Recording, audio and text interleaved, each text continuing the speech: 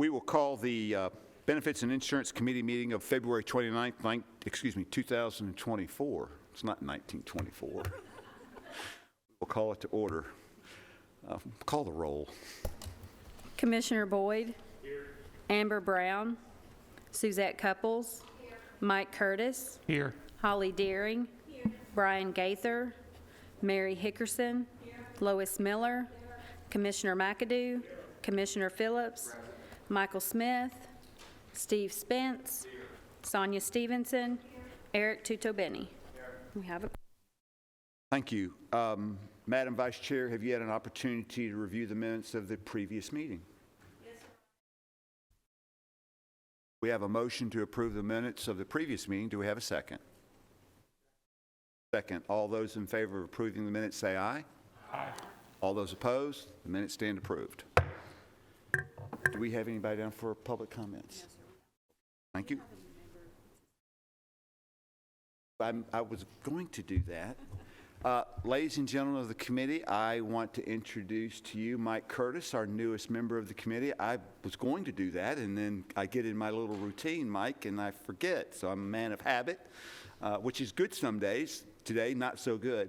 But Mike, if you don't mind, if you would just take the microphone and share with the committee a little bit about yourself. If you don't mind, we are extremely glad you're with us. And if you don't mind, just share something about yourself, please, sir.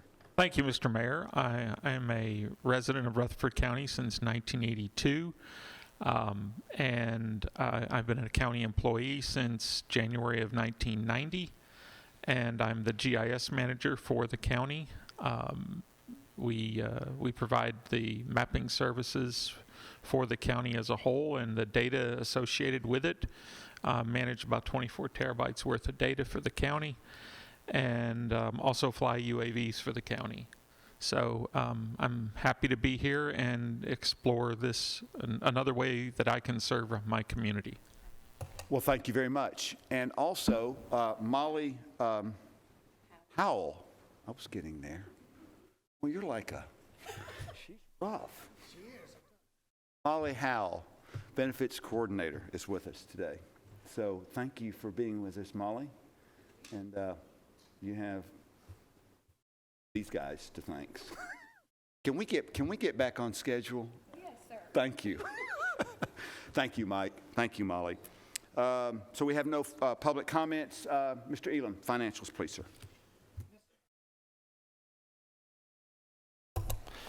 For the 264 fund, you have the December of 2023, $2,207,739 in revenue. Expenses, $2,070,532.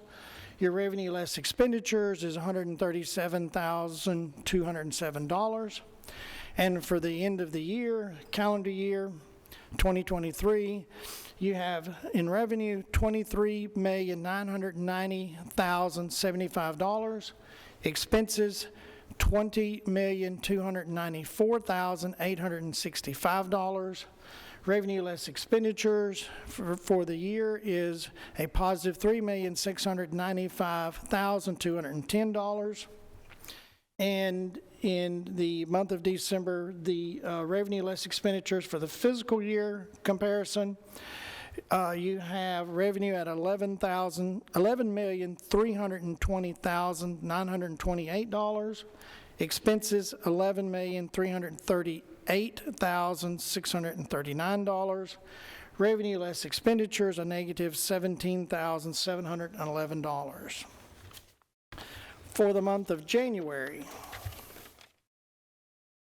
and your calendar year totals will be the same as the yearly total. And for revenue, you have $1,742,179 for revenue, and expenses you have $1,592,586. Revenue less expenditures is a positive $149,593. And to get to the fiscal year, your revenue is $13,063,107 in revenue, and the expenses is $12,931,225. And your revenue less expenditures, a positive $131,882. That's the 264 report. The 266 report, it is on a fiscal year. So for the month of December, you have workers' comp, $1,149.60. OJI, $39,592.07. And the total for the month of December of 2023 is $40,741.67. For the month of January, there were no workers' comp claims. For OJI, there was $73,443.31 for the same total. And for the year-to-date total, you have in workers' comp $5,916.37, OJI $298,155.40, for a total of $304,071.77. And that concludes my report, Mr. Chairman. Thank you, Director Elam. Do we have any questions for the director on the report? Ms. Hickerson, you're recognized. Yes, sir. Ed, if you don't mind, with Mike being new, but I know he's been following with us and everything, but can we get a new update on the outstanding workman's comp people that we have, and then kind of a little snippet of how we didn't have any paid, which is good, but then kind of give us a slight overview of the OJI program that we swapped to make life easier, not easier, but to make it better actually for the employees by going to the OJI program. So with the OJI program, the county used to be on the workers' comp program. They're now on the OJI program. It's a little different setup. The laws that are set up for the state on the workers' comp program is different. You know, the county does their own OJI program themselves, set up their own policies. But as far as the number of workers' comp people, it fluctuates. You know, they may be closed, then it may open back up from time to time. I don't know the exact total that we have at the moment that open claims. As of the end of the year, we had about 8 claims that still kind of rotate annually with maybe just a follow-up visit, medication, something like that, but nothing significant on the workers' comp end. And we did go to OJI program January 1st, 2009. Okay, just a real quick to go back to that number. We currently will not ever add anybody else to workman's comp. The workman comp money that is getting paid out is somebody that has already had a claim and it's either opened or closed and opens back up for medicine and incidentals, like you said. So that number will never, nobody new can go to a workman's comp. Correct, unless we opt back into that program. Okay, thank you. Any additional questions or comments? Seeing none, the chair will entertain a motion.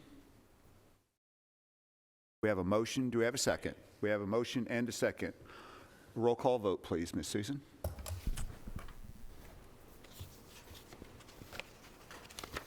This is a motion to accept the report. Commissioner Boyd? Yes. Suzette Couples? Yes. Mike Curtis? Yes. Holly Deering? Yes. Mary Hickerson? Yes. Lois Miller? Yes. Commissioner McAdoo? Yes. Commissioner Phillips? Yes. Michael Smith? Yes. Steve Spence? Yes. Sonia Stevenson? Thank you, Susan. Motion passes. The OSHA report. Susan? Thank you, Chairman. For the month of January, this will also be our year-to-date totals. We had 15 incidences reported in the month of January. Of those, 12 were OSHA recordable, with 1 lost day claim, 10 restricted day claims, and 1 other recordables. On the next page, you'll see our total for 2024 January compared to 2023, which had 26, and 2022 with 11. The next page is the incurred dollars. For January 2024, it was $49,000. January 2023 was $104,000, and for 2022, $57,000. And the last page is the total breakdown of the 15 claims. There was 7 at Board of Ed, 8 at County General. Of those at County General, there was 4 at the Sheriff's Department, 2 at EMS, 1 at the Juvenile Detention Center, and 1 at the Clerk's Office. And that concludes my report. Thank you. Any questions for Susan? Yes, Ms. Hickerson, you're recognized. Okay, out of these, since we had that big snow and ice and Snowmageddon in January, how many do we know, how many of these were actually weather-related to the ice and snow event of the slip, trips, falls, or anything, or was out of these 15, I believe there was none of them? 2 that were related to the weather event.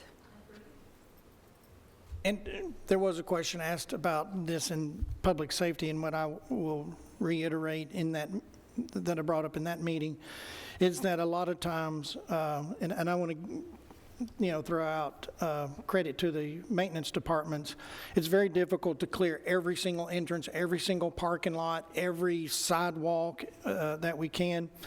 But they work hard on trying to direct people, like on the north side of a building where you're not getting any sun, you're not getting any melting of ice. They're good about going out and trying to redirect traffic to prevent as much as you can. But just like the county parking garage, that upper level, there's not much you can do about it. And it's, I know our highway department works very hard to clear our roads, and we're very appreciative of it, but it's difficult to clear every parking lot and every sidewalk for the county. And so let me address that, if I may, because I had a conversation, and I'm going to direct my comments specifically to Chairman Phillips and the commissioners here today. I've had a conversation with Adam Dodd about that 1 week period where we had really, really cold weather, severe snow, and the ice seemed to stay around for several days. It will be the intent of, when we come into this budget cycle, procuring probably a skid loader with some snow removal equipment on the front of that loader for the purpose of clearing the parking lots so we don't have the kind of liability issues that go when people are slipping and falling trying to get to work. So I hope Chairman Phillips, on behalf of the county, will seriously consider the request that the mayor is going to be making for Mr. Dodd. Did I say that correctly, Chairman Phillips? As far as I could hear, yeah. Thank you very much. We need a motion and a second on the report if there are no other questions. We have a motion and a second. All those in favor of approving the OSHA report say aye. Aye. Opposed? The ayes have it. The report stands approved. Mr. Edom, wellness update, please, sir. Yes, just a couple of things. You have the wellness report in front of you. You will see that the Motivate Me 3-point wellness goal met 148, and that's employees. We're not including spouses in that number. That's just the number. The goal that was met is 148. It's very close to what it was this time last year. One of the things I will point out is when we did the holiday on the wellness points, the following year when we put it back in place, we were around 60-something% the next year, and at the end of 2023, we were in the mid 80% as far as completion as wellness points. So I'm very pleased that we're back to the levels that we were prior to COVID, and it's a good sign for the insurance plan. And that concludes my report, Mr. Chairman. Thank you, Mr. Elam. Are any questions for Mr. Elam on the wellness update? Ms. Hickerson, you are recognized. All right, and I know that we are currently down Lee and Liz, and I know Cigna's working on getting us some in, but could we possibly, on next month's report, kind of get a comparison, because 23 is us without BOE, so if we could see how our 24 is going against our 23 without BOE. I know I love hearing the up to 80% or so that way it'll kind of keep us in how are we doing and which of the screenings or plans is working best for us. Yeah, I did take a look at that, and again, this is just from memory. I think we were around 160, but without breaking it down, because of the way the months work, you may have an extra week in there, so that's why I say we were pretty close, from 148 to 160 compared to last year, but we'll be happy to take a deeper dive into it. Any more questions for Mr. Elam? Thank you, Mr. Elam. Seeing none, we'll go to items 7 and 8 on our agenda. And Mr. Huffman, I will recognize you. And he's going to be speaking to us first on Medicare Advantage update, and then after that, the MDLive video. So thank you, Mr. Huffman. Thank you, Mr. Chairman, and good afternoon. Just, Mr. Elam asked me to give you an update on a notification and announcement that we made at the end of January. So we announced, or Cigna announced at the end of January, that we have decided to enter an agreement with Healthcare Service Corporation to divest or sell off our Medicare Advantage business. And so what that means is over the next year, we'll be going through the appropriate approvals and regulatory requirements to make that sale. Just keep in mind that having that sale on the horizon does not impact our relationship or our business with you, and it will be business as usual. We expect that divestiture to close in the first quarter of 2025, and so keep in mind, any business that we sell off, they will acquire any contracts that we have, all the business, all the benefits that we have without any change. So I wanted to let you guys know that and see if you had any questions. Again, this will not affect anything that we're doing on the horizon for a January 1, 2025 outlook. Oh, my apologies, Sonia. You're recognized. What's the name of the company again? Yeah, it's called Healthcare Service Corporation. They go by HCSC, and they are considered one of the largest customer-owned health insurers in the nation, and they've been in business doing this for over a century.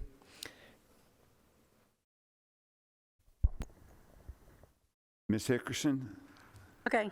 Now, Paul, I got questions.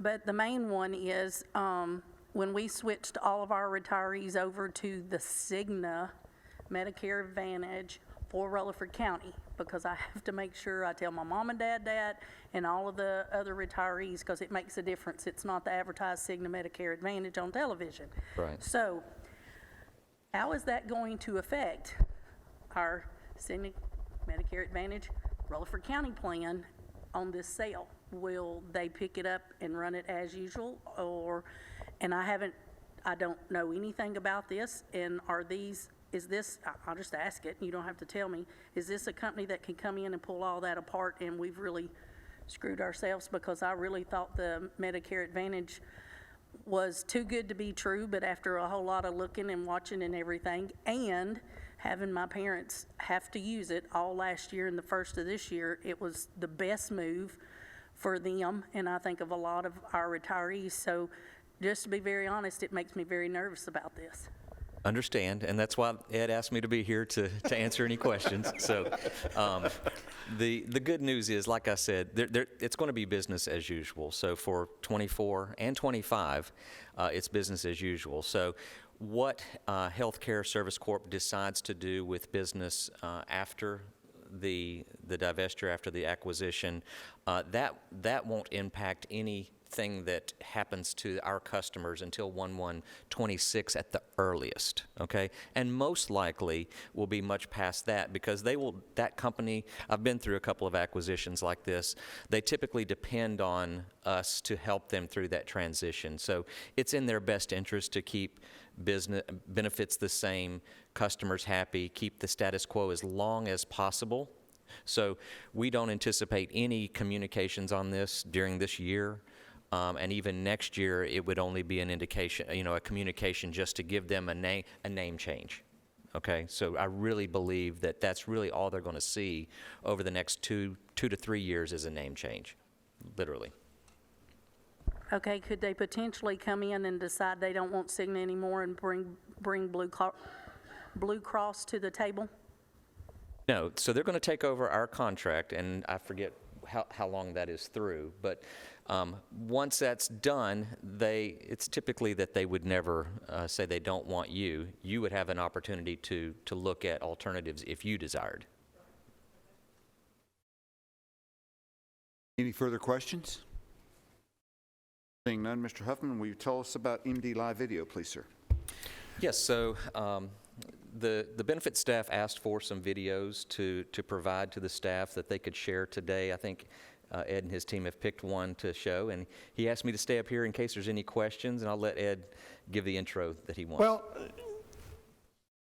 Ms. Hickerson, one of the things we're trying to look at is alternatives now that the clinics are gone, options. It won't be that MDLive will take care of everything that the clinics provided, but it's to look at other options and some cheaper options for the employees to be able. So we wanted to bring something to committee so you would just have something to look at with the MDLive. It's a very short video. I think it's about 3 minutes or something, isn't it?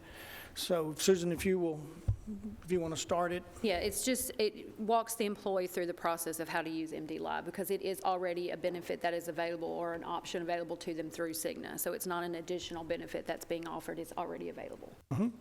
And remember, you made the change to make this benefit zero cost to your members starting in January for all the services that MDLive provides, which are 4. You'll hear about that in just a second, but just be aware that this is a free benefit. MDLive for Cigna.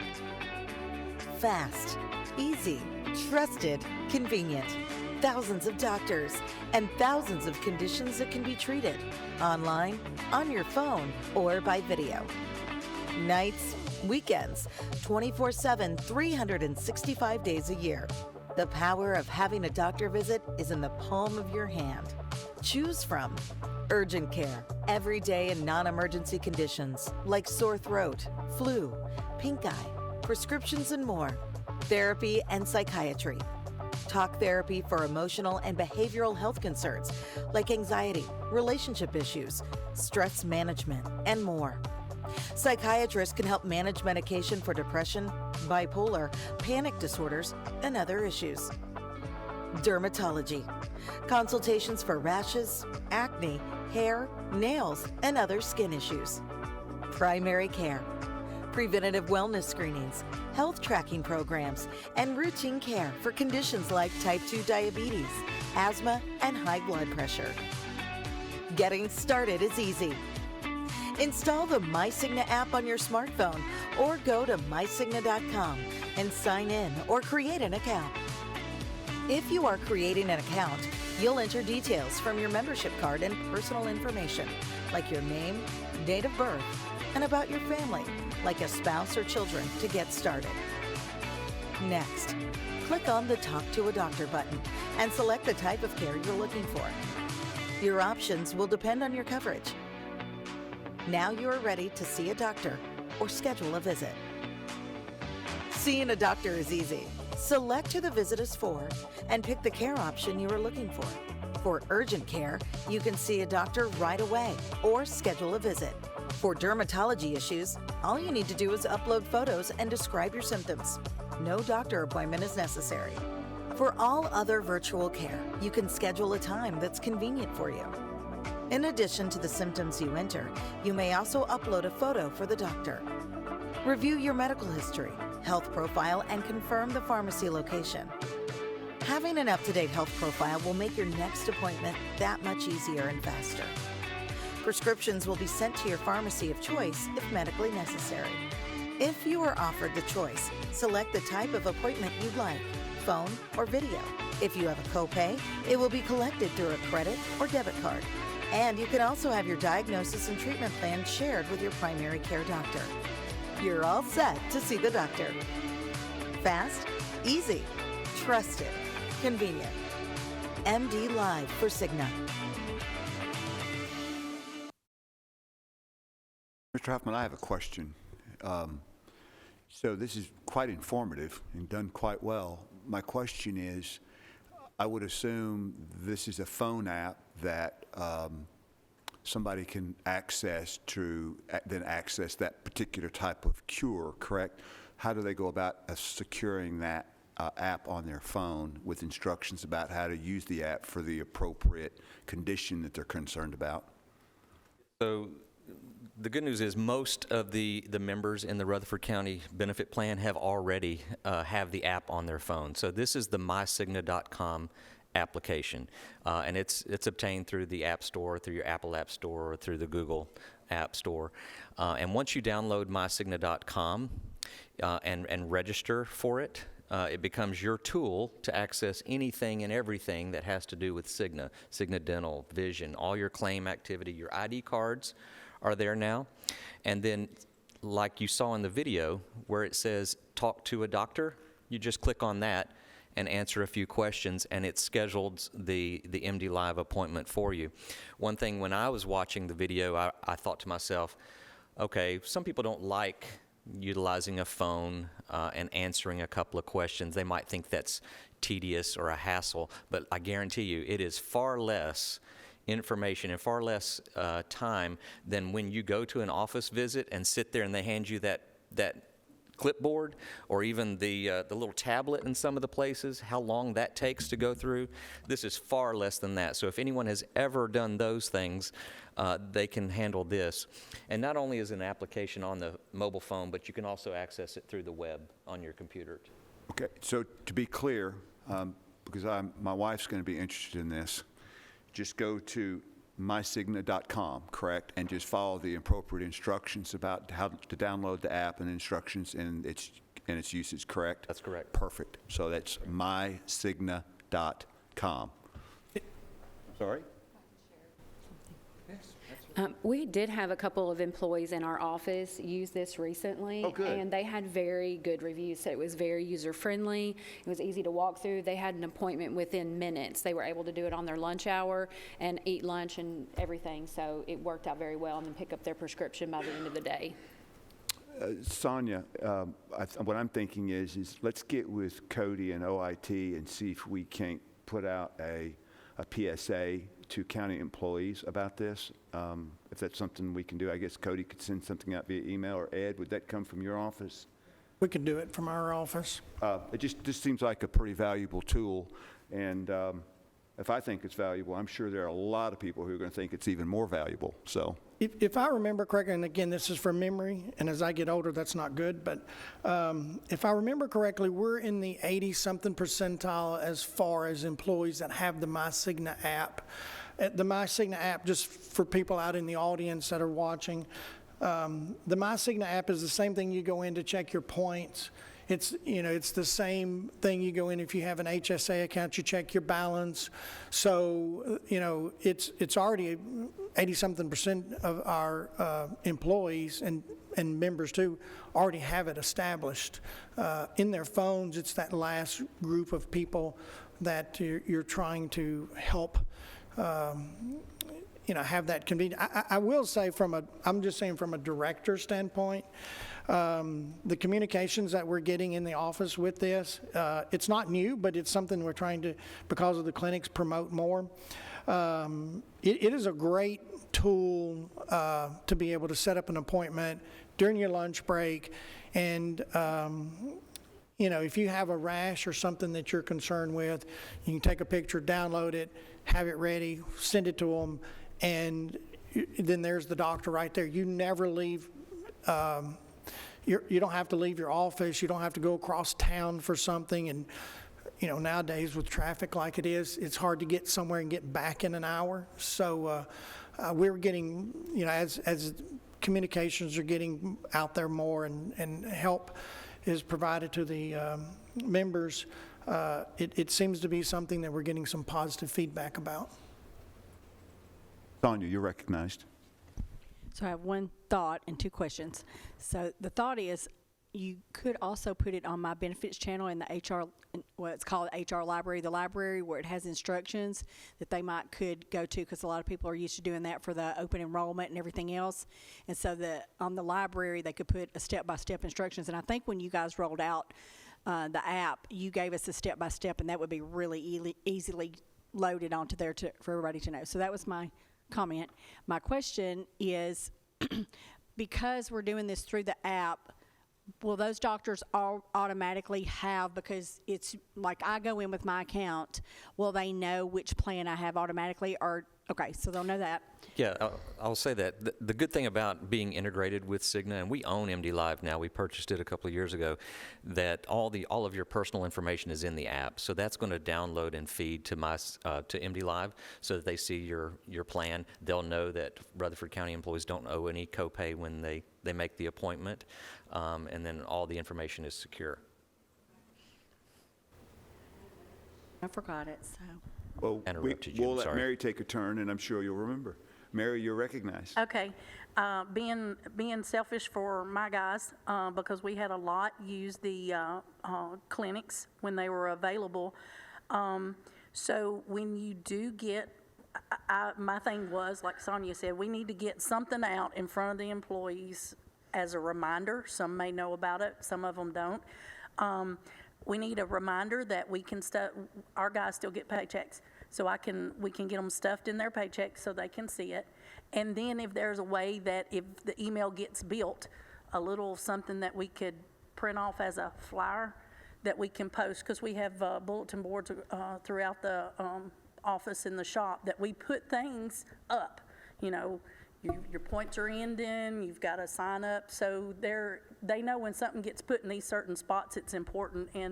And this is a very good item, and it is very important, especially now that we don't have the clinics. And it looks pretty easy. You do have, and I'm one of them, we have some old schoolers, but we do have, almost 80% of our population now that actually has the app, which is good. But you have to remember, sometimes there are departments that are still old school. We do have the app in the benefits guide, so we can pull that page out as a flyer. And we can also, I'm not sure if we've already put this video link on our website under employee benefits, but we can put it there as well. So we'll get some communications follow-up for you on that. Real quick, it's important to note also that every member who is over the age of 18, so in other words, an employee, a spouse, or a child who's over the age of 18, each one should have their own mycigna.com permanent login ID, okay? So you don't do it for your wife, you don't do it for your spouse. They need to do it themselves, have it on their phone. Their own personal information shows up, okay, when they do appointments. But to that point, if you have a child or even nowadays a grandchild that might be able to help you with it. For us older people, sometimes we have to go to even our Totally grandchildren fine. for some help. But they could set it up, the account up in the child's app when they need help. Is that correct?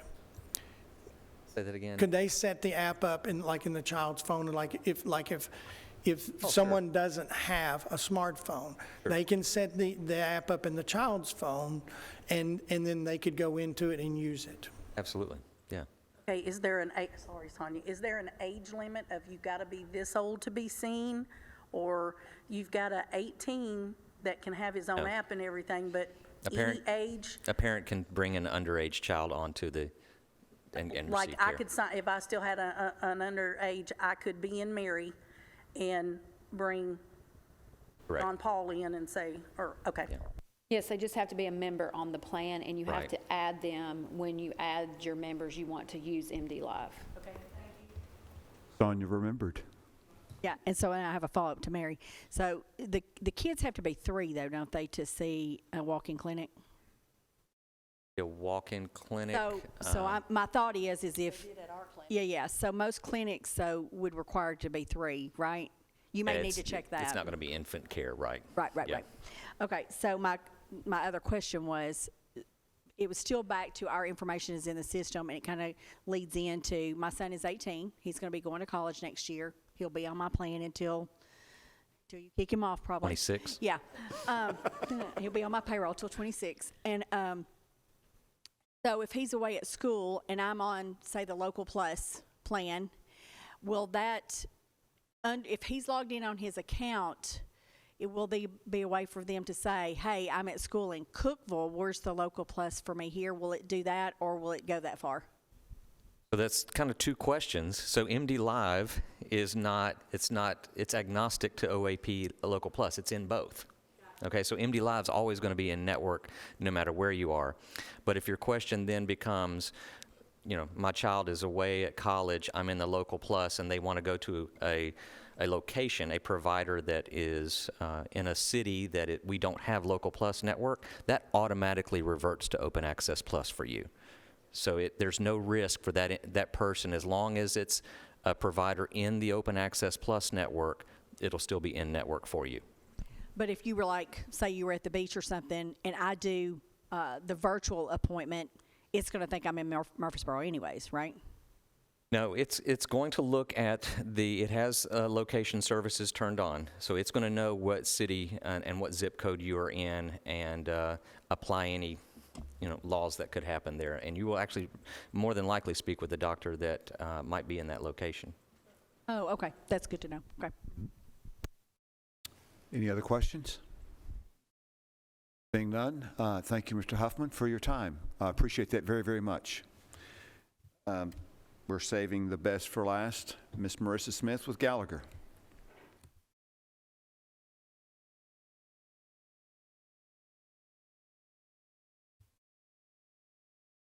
I don't know if Ed wanted to intro. I didn't want to start speaking. No, go ahead. Okay. No, go ahead.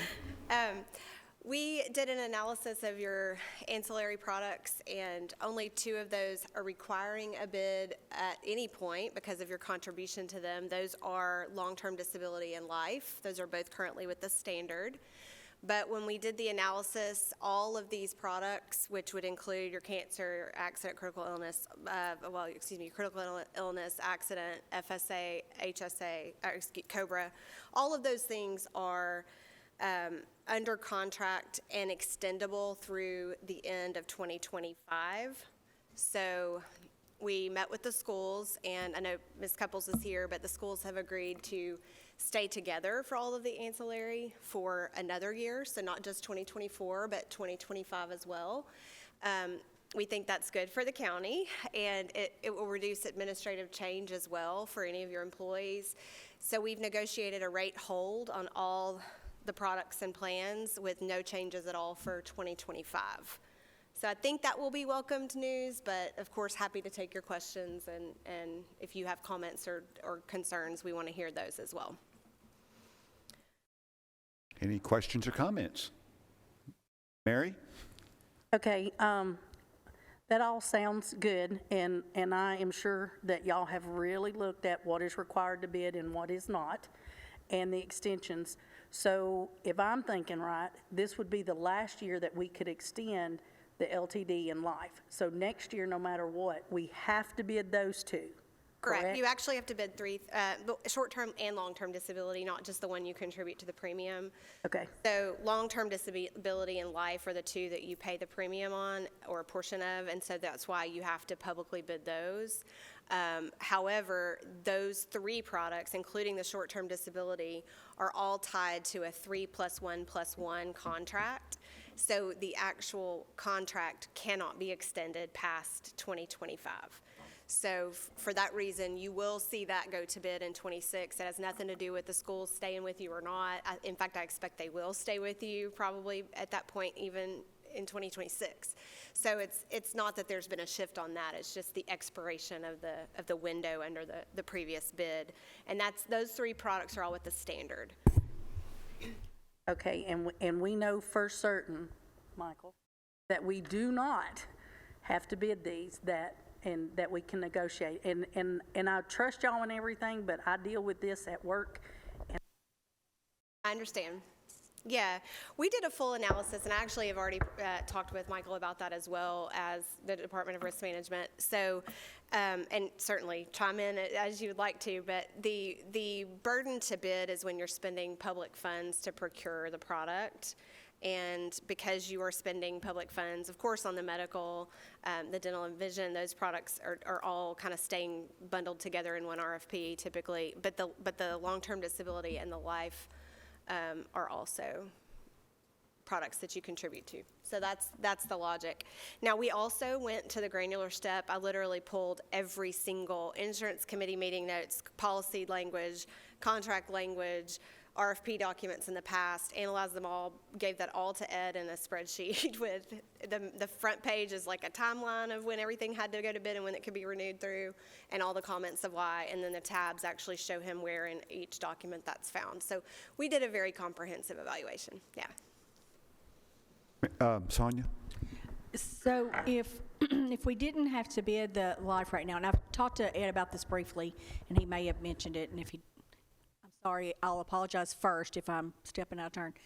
If we were wanting to increase the life insurance from 35 to some other number, and I explained to Ed, I'm part of this 20-mile group that's 20 miles within Rutherford County. The HR directors get together and just kind of listening to what benefits they offer and thinking about it from a recruitment standpoint and just a benefit to our employees. So that was one of my questions. And then my second question I'll tie it in, and I haven't asked Ed this one yet, so again, I apologize twice. One of the things that I was curious about yesterday, trying to think outside of the box for benefits for recruitment. And some of our departments need part-time employees. They don't need full-time employees. And we currently don't offer benefits, paid benefits to our employees. But I wondered about the voluntaries. Is there, and I don't know the rules and laws around it, since the county doesn't contribute to those costs, what would be, I guess, the negative of offering a voluntary to a part-time employee? Underwriting. So we have to cut off the number of minimum hours at a threshold. It would be very difficult, not impossible, but difficult to go below 20. And the most comfortable, I really haven't seen anything on those voluntaries go below about 16. So even with a lot of negotiation, it would be tough to go below 16 hours because the theory is, if you're pricing the risk, the theory is, well, these people are working in order to purchase the policy, this minimum amount. So.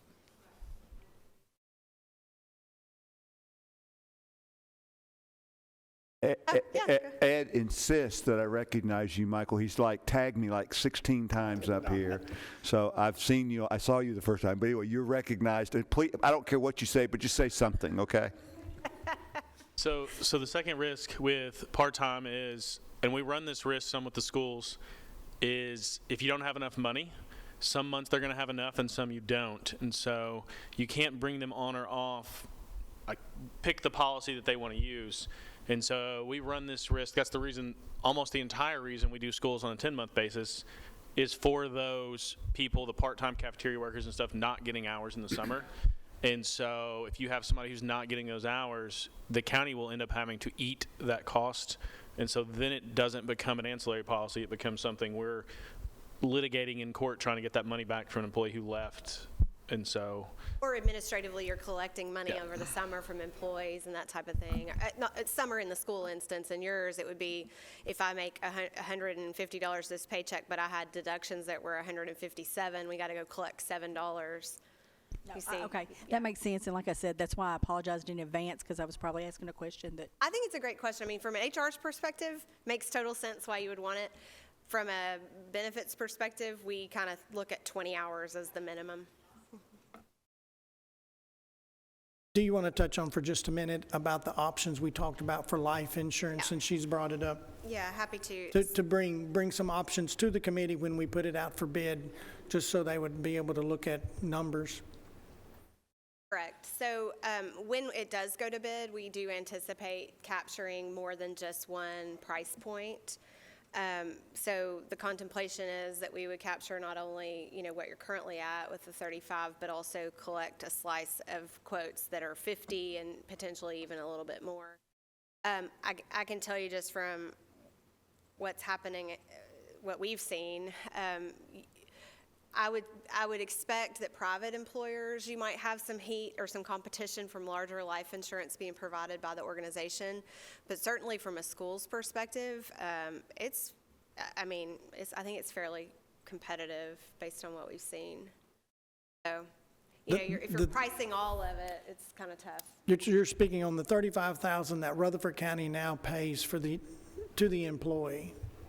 I mean, we have several school clients, and I'm not the life insurance expert, that's more Wes Dozier, but we have several clients who have, a $10,000 policy which barely covers burial, as an example, in the schools market, and some that border you. Now, I'm not recommending y'all do that. I think it's a valuable benefit. It's important for your employees to have that.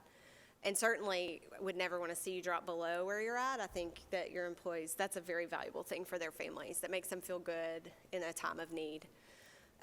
But in terms of inching it up, price is going to be the issue, I think, because your average age and all of those things. So we were going to definitely canvass and try to bring you various quotes at different prices, but different values of life insurance. But that's kind of where we're at. Thank you. Any other questions? Don't leave have a yet, question. Marissa. Mary's always got one more question. I love Okay. it. So if we're looking and we're going to have to bid, and this may be strictly insurance policy across the world every day. Mary, thank you. Sorry. Sorry. But the main thing is that I've run into at our job is the decrease in policy because of age. Yeah, age reduction on a life policy. Is that the gospel because it's the law for everybody and there's no way Rutherford County could change it? Because I actually have, I'm thinking 4 right off the top of my head that have been reduced because of age, and I have 2 that have been reduced twice. Yeah, that is a reality of the market. If you start removing age reduction, you will have a very slim margin of rate, and then you have really high rating that starts to happen. So in order to provide the benefit for the whole, that is a very customary reduction. I mean, I understand it, but as you might imagine, the life table, as you start getting older, your chances of having a claim are higher. Ed? Chairman Carr, at this time, what we would prefer from our department is a recommendation to accept the final year on the, thank you. Mr. Smith, could you say that with the microphone? Thank you. Motion to approve the 1-year renewal for all the ancillary products presented. We have a motion. Do we have a second? We have multiple seconds. I'm going to grab Holly. Yes, that'd be great. And so we're going to roll call vote this. Before we take the vote, is there any further discussion? Seeing none and without objection, Susan, call the roll. Commissioner Boyd? Yes. Suzette Couples? Yes. Mike Curtis? Yes. Holly Deering? Yes. Mary Hickerson? Yes. Lois Miller? Yes. Alan McAdoo? Yes. Commissioner Phillips? Aye. Michael Smith? Yes. Steve Spence? Yes. Sonia Stevenson? A motion passes. Thank you, Susan. Thank you, Marissa. Thank you very, very much. We are now to other business. Mr. Elam, do we have any other business before the committee? No, sir, I have none. Does the committee have any other business? I do. Mary? I just want to go on record to say that our March meeting is occurring on my Good Thursday, okay? All of y'all get Good Friday holiday, and I'm glad. Well, I get Good Thursday, and that's our next insurance meeting. But nobody is more committed at so many different levels, Mary, than you are. And we appreciate your commitment, not to just this committee, but to all that you do. If there are no objections, we stand adjourned.